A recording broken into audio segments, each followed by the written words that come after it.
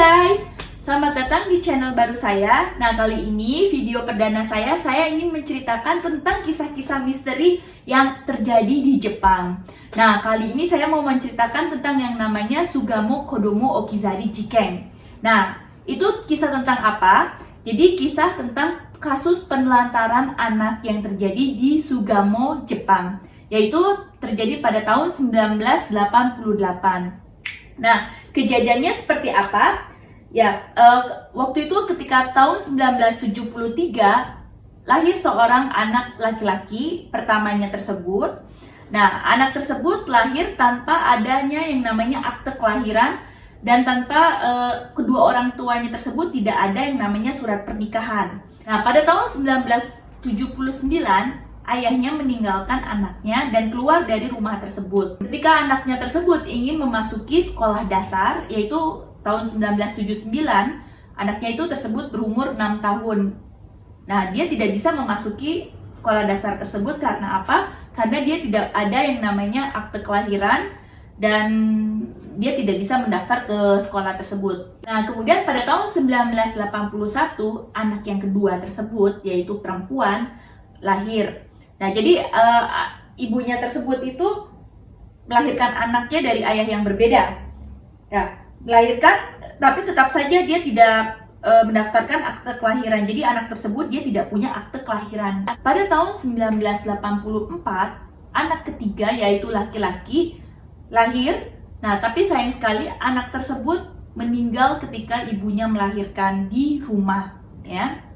Nah, kemudian tahun 1985, jadi banyak sekali ya anaknya itu lahir, kayaknya hampir setiap tahun itu lahir ya.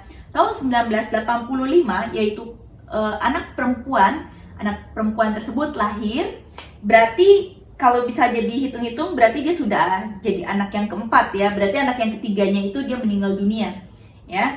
Nah, kemudian 1 tahun kemudian, yaitu tahun 1986, anak perempuan lagi, berarti dia anak yang kelima, ya, anak yang kelima itu lahir, ya. Jadi yang terakhirnya itu tahun 1986, ya. Nah, kemudian 1 tahun kemudian, tahun 1987, ketika musim gugur, ya. Nah, ibunya itu meninggalkan rumah. Karena kenapa? Karena ibunya itu dia ingin tinggal bersama pacar barunya. Nah, dan dia meninggalkan beberapa puluh ribu yen uang tersebut ditinggalkan untuk menghidupi biaya sehari-harinya. Jadi dia meninggalkan uangnya tersebut ke anak yang pertamanya. Jadi anak yang pertamanya itu diberi tanggung jawab untuk mengasuh adik-adiknya. Nah, anak pertamanya tersebut dia berumur 14 tahun pada saat itu. Ya, bisa dibayangkan ya teman-teman, umur 14 tahun ya, harus mengasuh anak-anaknya tersebut, ya, artinya mengasuh adik-adiknya tersebut, ya, betapa beratnya ya, bisa dibayangkan. Nah, tahun 1988, jadi si ibunya itu dia sudah meninggalkan rumah. Nah, berarti 1 tahun kemudian, tahun 1988, bulan April ya, kurang daripada 1 tahun, anak terakhirnya tersebut meninggal dunia, ya. Nah, kenapa meninggal dunia tersebut? Jadi anak terakhirnya itu umur 2 tahun. Karena anak terakhirnya tersebut dia menangis terseduh-seduh, ya, namanya juga anak-anak ya, dia kadang-kadang suka menangis. Nah, anak tersebut dipukuli oleh dari teman yang anak pertamanya. Jadi si anaknya pertamanya tersebut dia punya teman, tapi sayang sekali teman-temannya itu dia berandalan. Jadi anak-anak jalanan lah kalau bisa dibilang. Nah, anak terakhirnya tersebut karena masih kecil ya, masih umur 2 tahun, kadang-kadang suka menangis, dipukuli oleh temannya, akhirnya meninggal dunia. Nah, sama kakaknya tersebut, sama anak pertamanya tersebut, dibawalah ke daerah yang namanya Chichibu, yaitu di daerah Saitama, dimakamkan di bawah rimbunan pohon, ya. Nah, kemudian ketika pada bulan Juli, ya, tersebut, tanggal 17, pemilik dari apartemen tersebut, dia mendengar ada suara-suara yang aneh dan dia melihat banyaknya anak berandalan yang keluar masuk di daerah apartemennya. Jadi dia suruh polisinya itu mengecek ya, ada apa sebenarnya dari apartemen tersebut. Kenapa banyak sekali anak-anak berandalan yang keluar masuk di tempatnya itu, ya. Nah, setelah ditelusuri, ternyata polisi juga kaget ya, ternyata apartemen tersebut banyak berisi sampah-sampah ya. Kemudian ada bekas tulang ya, jadi tulang bekas daripada anak yang ketiga tersebut ya. Jadi anak ketiga tersebut kan pernah meninggal dunia pada saat ibunya melahirkan, jadi jasadnya ditaruh saja, digeletakkan saja di apartemen tersebut.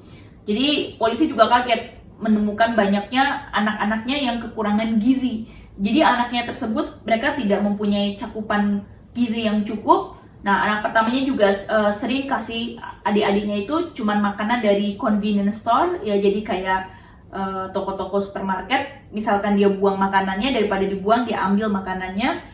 Nah, kemudian makanan-makanan dari junk food, makanya dia tidak mempunyai gizi yang cukup. Nah, setelah ditelusuri lebih lanjut, ibunya kemana? Ternyata tidak ada ibunya ya. Kemudian pada tanggal 23 bulan Juli, nah ditemukan ibunya. Ibunya mengakui bahwa dia meninggalkan anak-anaknya selama 9 bulan ya. Selama 9 bulan, tapi ibunya tidak mengetahui kalau anak yang terakhirnya tersebut ternyata sudah meninggal dunia. Nah, kemudian diberitahu bahwa anak tersebut sudah meninggal dunia. Akhirnya ibunya dijerat hukuman selama 3 tahun hukuman penjara karena telah menelantarkan anak-anaknya di dalam apartemen. Ya, kita bisa bayangkan ya, ibunya itu menelantarkan begitu saja anak-anaknya karena dia ingin tinggal bareng sama pacar barunya. Jadi saya rasa itu tidak ada tanggung jawab sama sekali ya, karena ibunya meninggalkan anak yang masih kecil ya. Nah, ternyata kakaknya tersebut juga kena hukuman ya. Berarti anak yang paling pertama, yang paling besar itu terkena hukuman juga. Kenapa? Nah, karena dia juga harus bertanggung jawab atas meninggalnya adiknya yang kelima, yaitu anak yang paling terakhir tersebut ya. Kasihan sekali ya kakaknya ya. Berarti dia sudah harus mengurusi adik-adiknya ya, terus dia juga harus memberi makan ya. Nah, tapi dia juga harus bertanggung jawab juga ya. Nah, tapi setelah itu dia dititipkan di panti asuhan ya, beserta juga dengan adik-adiknya. Setelah itu, setelah dititipkan panti asuhan, nah kakaknya tersebut, berarti anak yang pertamanya juga adik-adiknya menjalani hidup yang normal ya. Dan mereka tidak bertemu lagi dengan ibunya yang telah menelantarkan anak-anak tersebut ya. Nah, jadi kasus ini sangat menarik ya, sampai dibuat film, mungkin teman-teman ada yang tahu ya, namanya Nobody Knows. Jadi kisah tentang seorang anak tapi tidak diketahui oleh masyarakat sekitarnya bahwa ada yang tinggal di apartemen tersebut ya. Jadi kisahnya menarik sekali. Jadi kalau teman-teman belum lihat filmnya, dijamin nanti terakhirnya nangis ya. Nah, jadi di kisah tersebut memang ada sedikit yang berbeda ya, seperti adiknya yang terakhir. Kalau di kasus yang nyatanya itu dipukuli oleh temannya sampai meninggal dunia, tapi kalau di filmnya itu adiknya meninggal karena kecelakaan di dalam rumahnya itu sendiri.